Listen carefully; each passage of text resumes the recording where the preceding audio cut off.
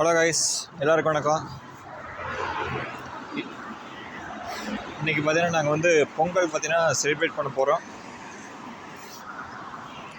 ஆக்சுவலாக பார்த்தீங்கன்னா இன்றைக்கி மாட்டு பொங்கல்.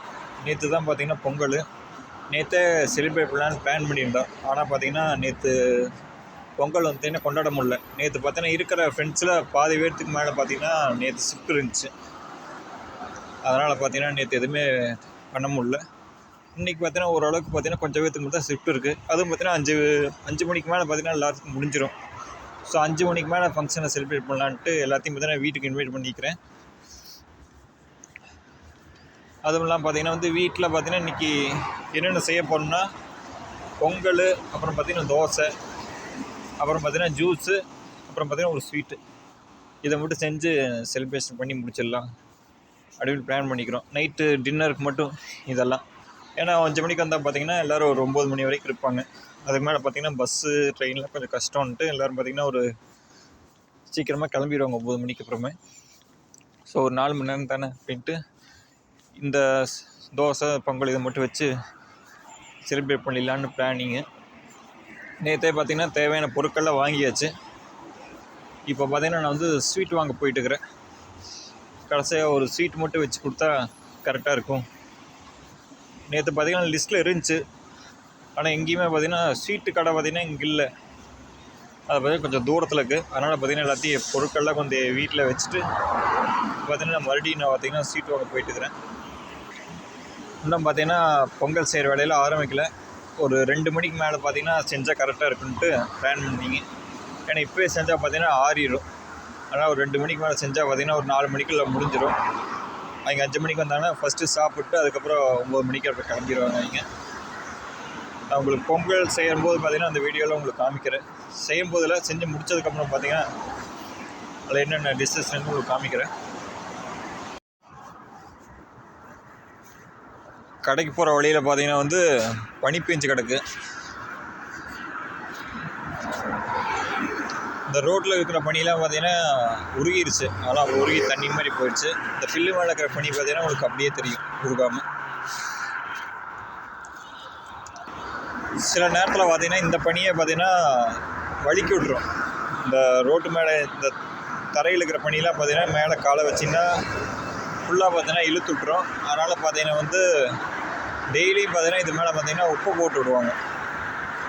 உப்பை பனி மேலே போட்டால் பார்த்திங்கன்னா அது அப்படியே உருகி தண்ணியாக போயிடும்.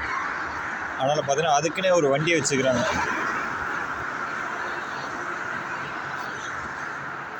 இது கீழே பார்த்திங்கன்னா ஹைவே இருக்குது. அதனால் பார்த்திங்கன்னா நான் பேசும்போது டிஸ்டர்பன்ஸாக இருக்கும்.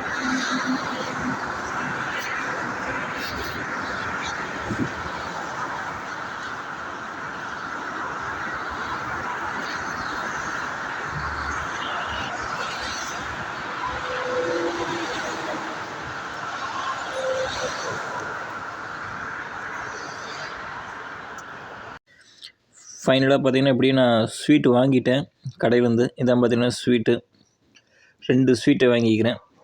அரை கிலோவில் மொத்தம் 1 கிலோ பார்த்திங்கன்னா 10 பவுண்டு வந்துருச்சு. அதுலாம் பார்த்திங்கன்னா ஸ்வீட்டு பேர் என்னன்னு எனக்கு கரெக்டாக தெரில. கடையில் கூட கேட்டாங்க என்ன ஸ்வீட் வேணுங்க. நான் பார்த்திங்கன்னா எனக்கு கரெக்டாக என்ன பேர் இல்லைங்காட்டின்னு பார்த்திங்கன்னா கலரில் சொல்லி எடுத்துட்டேன். ஒன்று பார்த்திங்கன்னா பச்சை கலர் ஸ்வீட்டு, இன்னொன்று பார்த்திங்கன்னா ப்ரௌன் கலர் ஸ்வீட்டு. நம்ம ஊரில் தான் கரெக்டாக கண்டுபிடிச்சிடலாம். லட்டு, ஜிலேபி, ஜாங்கிரி, மைசூர் பானு. இந்த ஊரில் பார்த்திங்கன்னா என்னன்னே தெரில. அதுவும் பார்த்திங்கன்னா கடைக்காரர் ஹிந்திக்காரன். அவர் இது ஹிந்தியில் பேர் சொன்னான். எனக்கு இங்கிலீஷில் சொன்னாவே கரெக்டாக தெரியாது. அவர் ஹிந்தியில் சொன்னால் ஒன்றும் தெரில. நான் கலரை சொல்லி வாங்கிட்டு வந்துட்டேன். இப்போ பார்த்திங்கன்னா ரிட்டன் வீட்டுக்கு போயிட்டுருக்கிறேன். இந்த ஏரியா ஃபுல்லாக பார்த்திங்கன்னா ஏசியன்ஸ் அதிகமாக இருப்பாங்க. அது இந்தியா, பாகிஸ்தானு, பங்களாதேஷ், ஸ்ரீலங்கா அவங்க தான் பார்த்திங்கன்னா அதிகமாக இந்த ஏரியாவில் இருக்கிறது. அதனால் மோஸ்ட்லி எல்லா கடையிலும் பார்த்தா அவங்க தான் இருப்பாங்க. எல்லா வீட்லேயும் அவங்க தான். ரோட்டு ஃபுல்லாக அவங்க தான் இருப்பாங்க. நீங்கள் ஈஸியாக பார்த்துலாம் வெள்ளைக்காரங்களே பார்க்க முடியாது. இங்கேயே தங்கிதுன்னு வச்சுங்க. வெளியே பார்த்திங்கன்னா உங்களுக்கு எங்கே இருக்குன்னே உங்களுக்கு மறந்துடும். இந்தியாவில் இருக்கிறமா இல்லை வெளிநாட்டில் இருக்கிறமான்னு. இதில் பார்த்திங்கன்னா இந்த வீடுங்க இந்த ஏரியா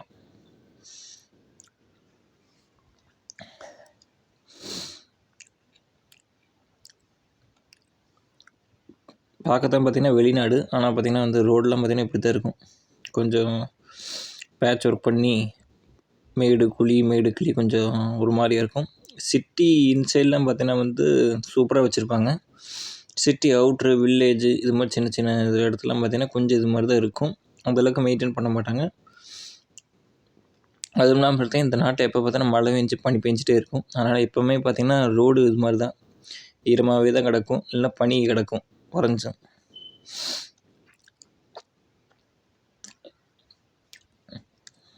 இங்கே மோஸ்ட்லி பார்த்திங்கன்னா ஒரு 1 கிலோமீட்டர் 2 கிலோமீட்டர் இருந்துச்சுன்னு வச்சுக்கோங்க, மோஸ்ட்லி எல்லோரும் நடந்தே தான் போவாங்க. அப்படி இல்லைன்னு பார்த்தீங்கன்னா காரு. மற்றபடி இங்கே பைக்கு சைக்கிள் இதெல்லாம் எதுவும் இல்லை. ஏன்னா பார்த்தீங்கன்னா உங்களுக்கே தெரியும், இந்த குளிரில் சைக்கிள் பைக்கில் ஓட்டிகிட்டு போகணுன்னு வச்சுக்கோங்க, கையெல்லாம் பார்த்திங்கன்னா விரைச்சிரும். விரைச்சி கையெல்லாம் பார்த்திங்கன்னா வலிக்க ஆரம்பிச்சிடும். இந்த ரோடு ஃபுல்லாக பார்த்திங்கன்னா கன்ஸ்ட்ரக்ஷன் ஒர்க்கு எல்லாம் பார்த்திங்கன்னா தோண்டி வச்சுக்கிறாங்க.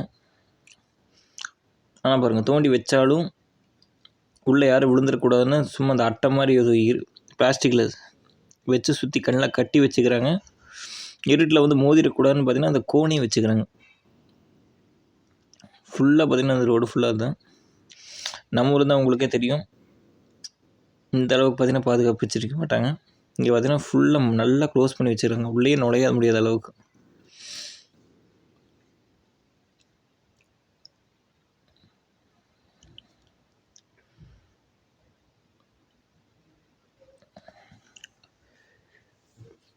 பார்த்திங்க சிக்னலில் வச்சுக்கிறாங்க கரெக்டாக. பஸ்காரன் வந்தால் நேராக வந்து இந்த குழி பறிச்சு வச்சுக்கிறது மோதக்கூடாதுன்னு இந்த சைடு போகணும் சிக்னலில் வச்சுக்கிறாங்க.